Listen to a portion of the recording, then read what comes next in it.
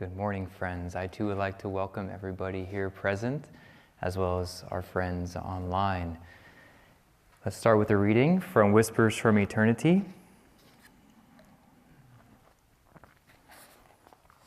And let's close our eyes and feel that this speaks the language of our hearts, calling to the divine. With folded hands, bowed head, and heart laden with myrrh of reverence, I come to thee. Thou art my parents, I am thy child. Thou art the master, I am ready to obey the silent command of thy voice. I conjured the fragrant devotion of all hearts and mixed it with my tears. Now I am eager to wash thy feet in silence. A river of my ardent crystal tears of craving rushes forth to meet thee. Wilt thou see that my boisterous flood of devotion be not lost in a desert of disappointment?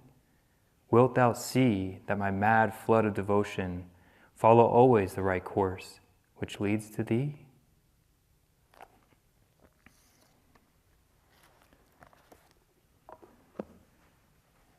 Every August, we celebrate the Janmashtami, which honors Mahavatar Babaji in the form of Krishna as well as Babaji.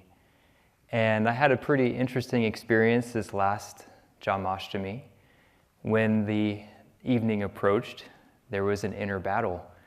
Every excuse in the book why I should not go was being thrown at me. Too tired, busy week.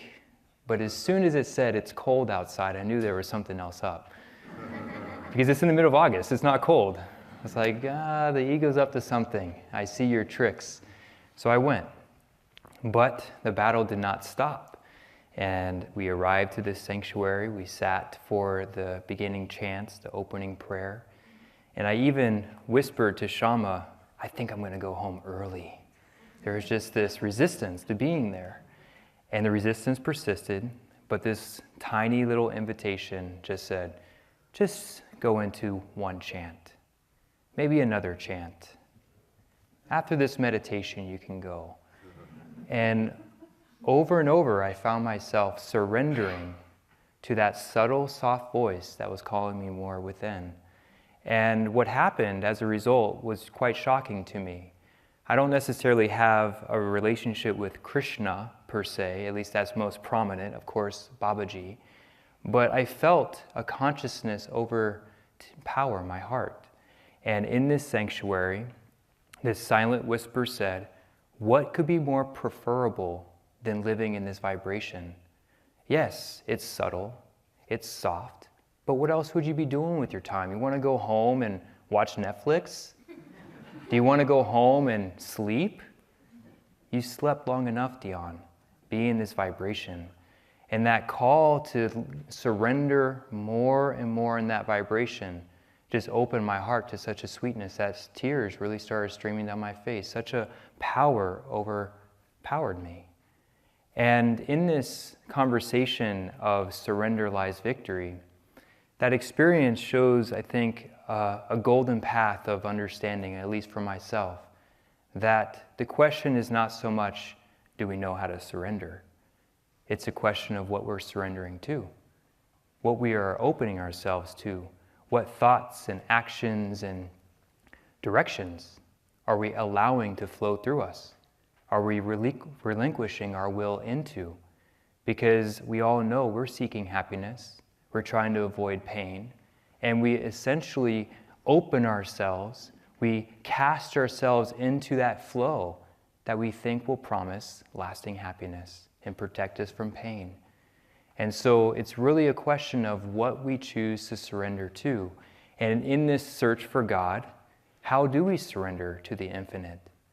Well, we can't surrender to an abstraction. We can't love an abstraction. Try to love the infinite cosmos. Does that invoke a feeling of heart?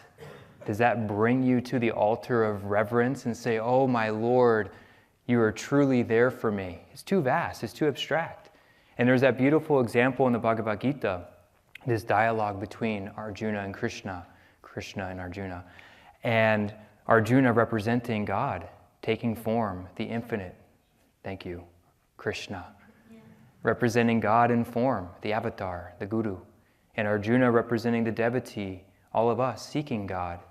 And at some point, Arjuna, recognizing the infinite form of Krishna, prayed to him, show me, reveal to me that infinite form.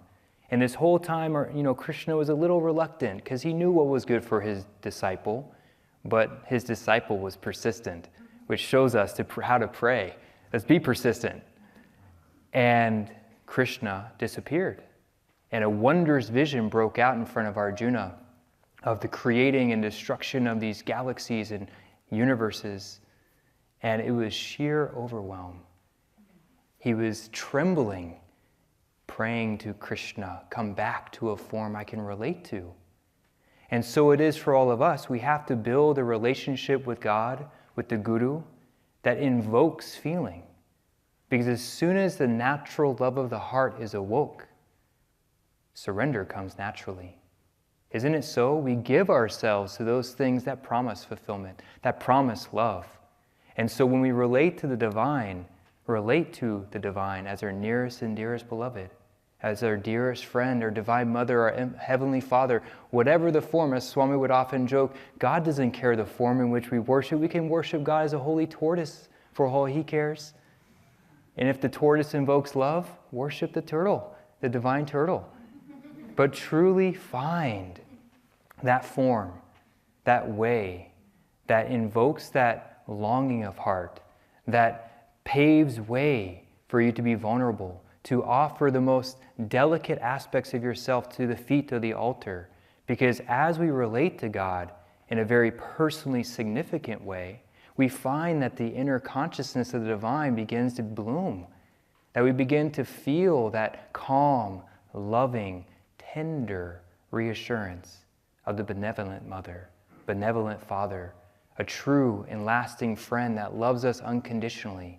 And when we feel that unconditional consciousness, we gladly give ourselves. As when Yogananda met his guru, Sri Yukteswar, in the autobiography of a yogi, Sri Yukteswar, will you give me your life? Of course, sir, gladly. I will give you everything because I know I'll find my refuge in thee. And so meditate on that. Meditate on that kind of surrender, which you know with absolute faith that God will take care of you, that the divine presence wants the very best for us. Nothing is trying to hold us back from our perfection. And so when we feel that portable paradise begin to awaken in ourselves, we can really go through life unshaken amidst the crash of breaking worlds. In May, we were in Spain, and we went to a town called Toledo. And Toledo is the birthplace of Alfonso X.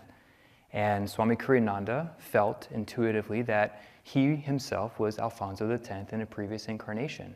And his father was Alfonso III, El Santo, Ferdinand III. She keeps me in check. It's great. I got my backup plan. And we were in this town, and it's a medieval town, and it reminds me a lot like Assisi. It's a little larger, but there was a very sacred vibration throughout this 4-day journey. And we went to this small chapel. And the thing about Toledo, which is particularly interesting, is that it's known as the Tri-City, or at least it's known for the city where Jews, Muslims, and Christians have lived harmoniously for hundreds of years. And you'll walk through this beautiful town, and you'll see mosques that have been converted into temples, and temples converted into cathedrals and churches, and you just see these layers of the divine relationship in different forms. And we went into this particular one that caught my attention, maybe because of the name, Cristo de la Luz, the light of Christ. Light of Christ? Might as well keep it going, right? The light of Christ. And the story goes like this. There's a Roman road that's still there that is heading to this mosque, which has then been converted into a church. And there was this Roman soldier who was on horseback going up that road. And one of the hooves of the horse got stuck in one of the cracks, and the horse fell. He fell. And he looked up and he saw this mosque. And so, or a church, maybe it was a church at the time. And he went inside and the light of Christ appeared. Jesus appeared to him in the form of light. And obviously this changed this soldier's life. So we went into it, and like most places, it's become very popular and very touristic. And we're in this church/mosque, very small. Probably could fit 7 of them in this temple, very small, very tight, and it was an echo chamber. So everybody who was talking in there just reverberated. It was very loud. It was very distracting, if you will. But the vibration was so palpable.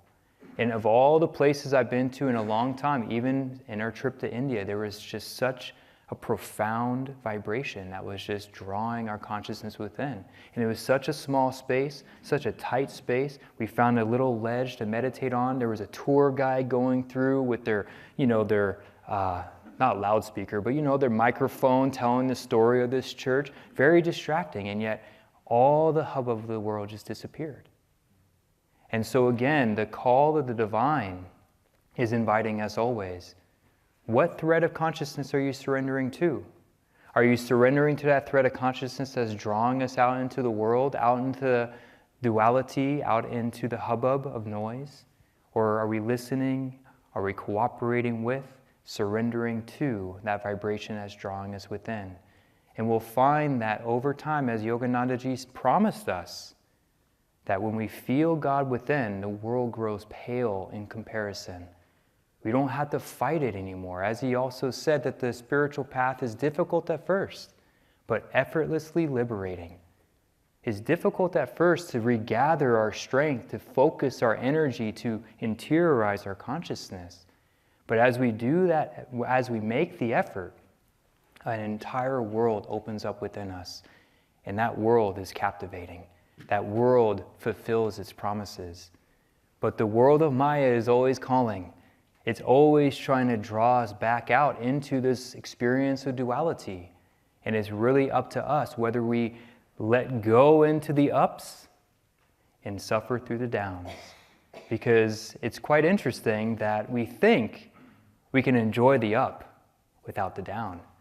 But as soon as we are open and allow ourselves to lose ourselves in that emotional high, we are subject to the low.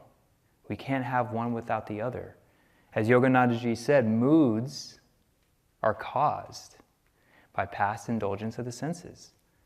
So we think the senses are going to bring us happiness, so we indulge in them. We lose ourselves in those experiences, but then the moods come, and we hate the moods. We want to get out of the moods. So how do we get out of the moods? By indulging in the senses. And it's this constant cycle until we break it. I had an interesting experience around duality. Divine Mother gave me a sneak peek of cracking Maya's code. And when I stepped into this role in village management a couple years ago, it brought a series of challenges. And this one experience was quite interesting. There was this individual who came into my office one morning, and he decided to lay a bunch of praise down for me. And it was quite uncomfortable, and yet it was very strong. And the thought was very interesting that came to me. Don't get caught by this. Let's see how long it takes before this praise turns into blame. And I was kind of stunned by that because, for one, it was uncomfortable receiving the praise, and that was kind of a nice little redeeming thought that said, okay, now I have something that I could focus on. Now I have something to rest my heart in. And so, that was a Monday. How long did it take? This is why I think, Divine Mother revealed, a little gap in Maya's plan. It was Friday of the same week. The same individual, something upset him, and he was in my office blaming me with great wrath. I'm like, my God. And isn't it so? Because what catches us?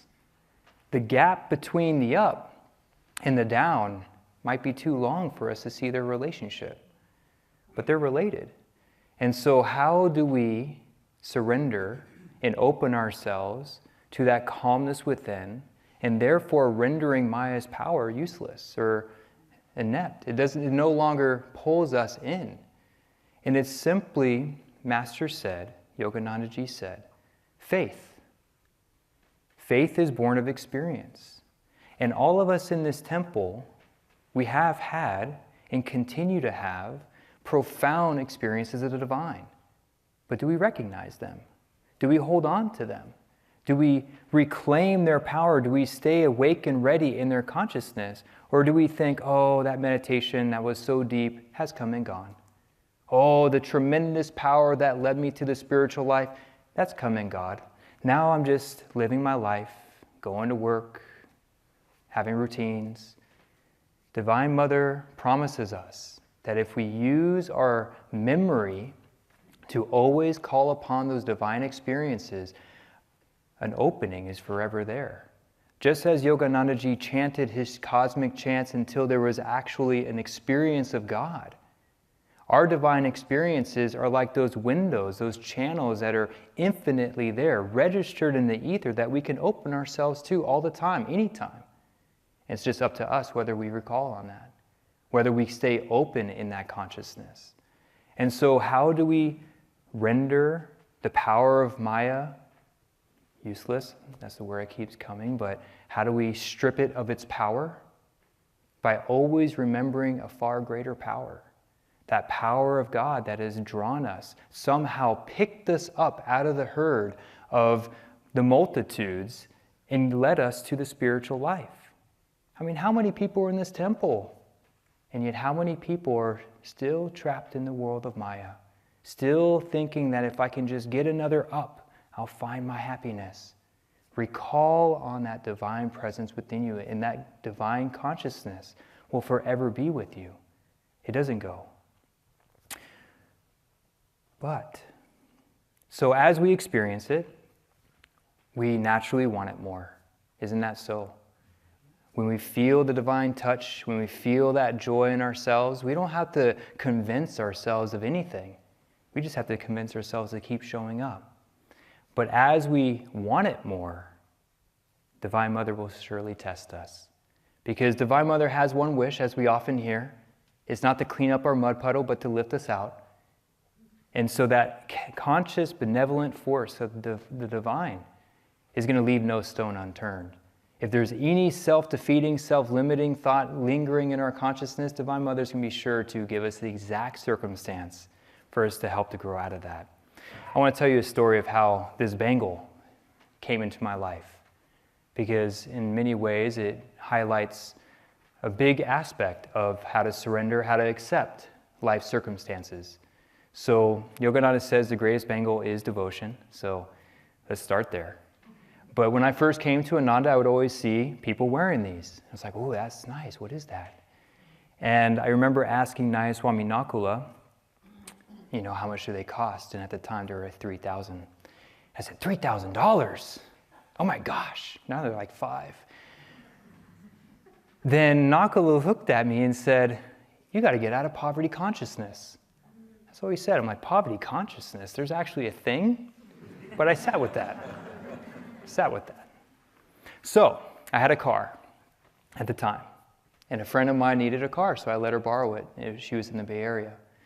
And she drove the car for a little bit. And this experience is amazing. So we were on a 10-day trip, part of the college, so we took our little adventure trips at the beginning of the year as a way for the group to solidify our energy. And it was 10 days. And the moment we pulled up in the back of the kitchen of the meditation retreat, the moment I stepped into the swinging doors into the dining room of the meditation retreat, Chaitanya, for those who know him, are on the phone with my friend. And my friend said the car was just hit. It's totaled. It's on the side of the road. She's okay. She wasn't in the car, but the car is completely wrecked. And so I sighed because I knew dealing with insurance companies is never easy, because most likely they're going to dissect the value of the car and they're just going to say, well, it was only worth a couple $1,000s. So I had a choice. Do I buy a new car for the money or do I get a bangle? So the bangle, for me now, looking back, even though it's a material object, it represents so much more because it reminds me of my guru. It reminds me of my path to God. It reminds me of that kind of surrender that's going to help me enter that process of self-transformation. So I research, I do my due diligence, the value of the vehicle. The best I will get for the make and model, $4,000, the best. And I had to decide, okay, I'm getting the bangle. It's for my guru. I'm doing it. So my heart was clean. I was no longer holding on to the angst of what if? I knew I was going to get enough for the bangle. I could relax in that. So the insurance appraiser or adjuster or whatever you want to call, I imagine they have one of the most difficult jobs on this planet. They're dealing with people whose property has been damaged, and they're trying to get the most for their return. But my heart was clean. I was at Ananda. I was a disciple. I was a Kriyaban now. So the person calls. I pick up. Hey, brother, how are you? Thanks so much for what you're doing for me. I installed a part on the vehicle maybe 6 months earlier. Oh, no, we don't count those towards the value. No problem. I appreciate so much what you're doing. You can almost hear him like double breath, like, yeah, thanks. Yeah, you're welcome. No problem. And there was a harmony. So we ended the call. My heart was clean. I felt I was accepting whatever came because I knew it was going to be enough. It's always enough. And so they called back about a week or two later, and they told me how much I was going to receive. How much did I receive? $13,000. So again, it's not about the money. It's not about the money. Money's long gone. Because that's not the victory we're talking about. But the victory we're talking about is how do we live our life in such a way that our faith in God is ever building, ever deepening. And that faith is something we call upon again and again and again in every one of our experiences, no matter how challenging they are. Because if I can accept whatever comes with faith that is coming from my guru, is coming for my growth, it's coming for my liberation, then I can enter into full surrender mode. Because as so long as I look at life as a threat to my happiness, to my security, to who I am, my self-identities, I'm going to have my shields up. I'm going to try to keep things at bay. I'm going to be holding on to what I think I need. But isn't that death to the devotee? That's the very consciousness we're trying to overcome. So if we see God behind our experiences, we can surrender and trust. But how do we know where our surrender is going to take us? Isn't that the question? If I let go of everything, will God be there to catch me? And that's often the doubt that can sneak in there that prevents people from getting on the path. Well, if I give up my job, if I give up this, if I give up that, nothing's going to be there. I need to seek life for myself. I need to secure my happiness. What else is wisdom but to keep what is mine for myself? And so there's this couple incredible stories, at least this one, that I was listening to an interview of one of the last people who was able to exit one of the World Trade Centers. And so he was on one of the higher floors. The plane struck his building. The plane's underneath them. So billows of smoke, the fire's coming up. He's frantically trying to exit, and he can't find an exit. And so he prayed, "Help me." It wasn't even a prayer because he just wanted help. And he heard this calm voice, "Come this way." And he looked in the direction where the guidance was telling him to go. It was towards the flames. It was towards the smoke. And yet the calmness spoke volumes. And he went. And he said, it's just a powerful way he said it. In my last ditch effort for air. Imagine that. Like Yogananda Ji said, if we could want God like a drowning man wants oxygen, then we will have him. In my last ditch effort for air, he pushed on a wall that seemed solid, and it broke open and revealed the staircase for him to be able to exit and others to follow. And so it is. Our guidance is constantly going to tell us to step off the precipice, and we're like, where is this going? How do I know this is going to take me where I want to go? And yet that calm reassurance is telling us, come this way. We will not know love. We won't know love if we stay. Come this way. But we have to jump off the cliff at times. When I was just getting on the path, like all of us, our lives were changing. My life was changing dramatically. Everything that I once thought was light was but darkness. And I started to realize that the things of my life, the things I was holding on to, weren't serving me. And so I was in school at the time, and I was pursuing a career in psychology. And I was taking a class in my local community college, and a visiting teacher from a local institute came to talk about their institute. And he hands us a brochure, and I thought, this is it. This is my 4-year institution. I found it. But I was also getting on the path. I was taking classes at Ananda Palo Alto. My life had changed for the better in ways I can't even put to words. And so that was a Monday. I got the flyer for the psychology school. Later that Thursday was the meditation class at Ananda Palo Alto. And after class, I expressed to my dear friend how much I wanted to be absorbed in these teachings, how my life had completely taken a turn for the better, and I wanted to just dive myself into this vibration. I didn't tell him anything about the school. I didn't tell him anything other than my longing to be more absorbed in these teachings. And of all the things this person could offer me as suggestion, he handed me a brochure for Ananda College. Amazing. He didn't say, move into Palo Alto community, become a Kriya Bond through our series of classes. Ananda College. And I walk back to my car, and I see the brochure for the psychology school, have Ananda College brochure in the other hand, and I felt like the river had parted. Do I walk this way that is already proven to be nothing but cul-de-sacs? Sure, I could have career, I can have the money, I can have all this stuff, but will my heart be happy? Or do I open the door and take a leap of faith in a direction that is already proven to really provide what I was looking for? Where it would lead, the experiences I would have, the challenges I would continue to have, I didn't know. But what did it matter? Because I knew the heart knew. I had to trust in that.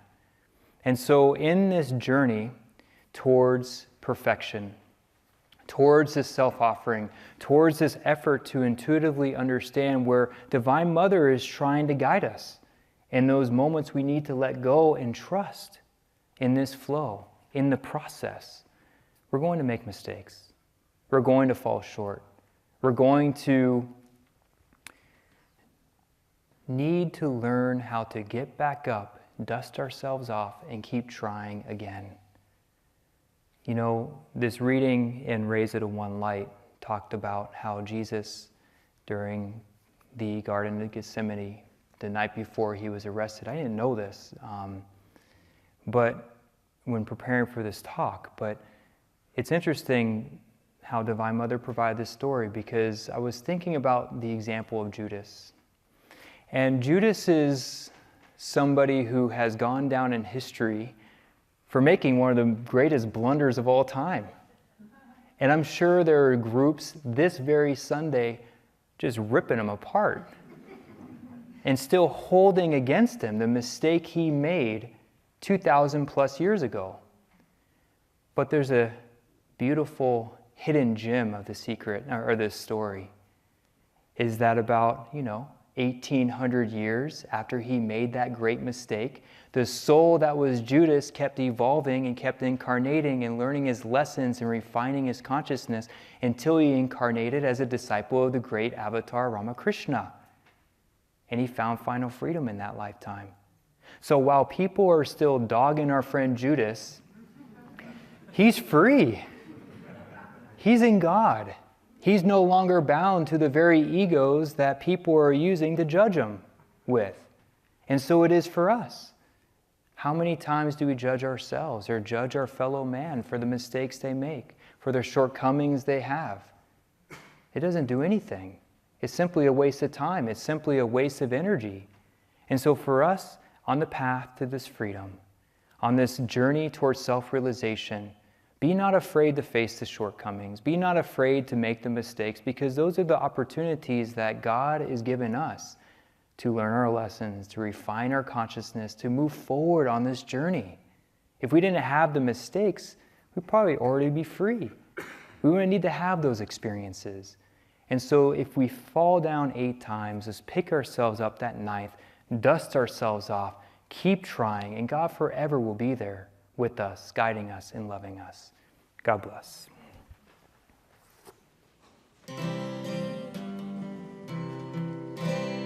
Life is beautiful, life is gay, when I give myself away, when I live to please thee, Lord, dancing in thy ray. Let me see thee everywhere, hear thy melodies in the air. Let me feel thy strength in me, give me joy to share. Life is beautiful, life is gay, when I give myself away, when I live to please thee, Lord, dancing in thy ray. Let me see thee everywhere, hear thy melodies in the air. Let me feel thy strength in me, give me joy to share. Let me feel thy strength in me, give me joy to share.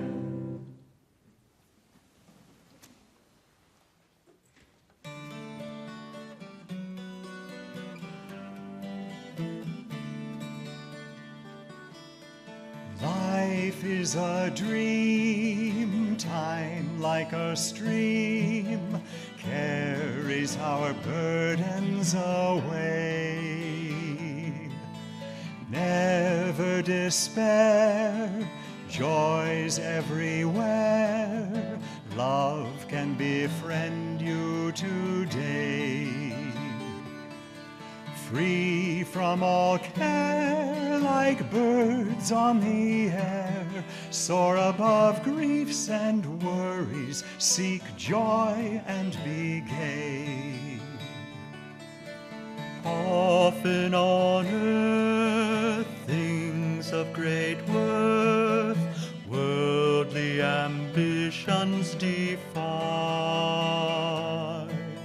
Sometimes a friend helps us ascend up from life's cares to the sky. Love is a star, though shining afar. It can guide us and help us toward light to draw nigh. Life is a dream, time like a stream, carries our burdens away. Never despair, joys everywhere, love can befriend you today. Free from all care, like birds on the air, soar above griefs and worries, seek joy and be gay. Often on earth, things of great worth, worldly ambitions defy. Sometimes a friend helps us ascend up from life's cares to the sky. Love is a star, though shining afar. It can guide us and help us toward light to draw nigh. Love is a star, though shining afar. It can guide us and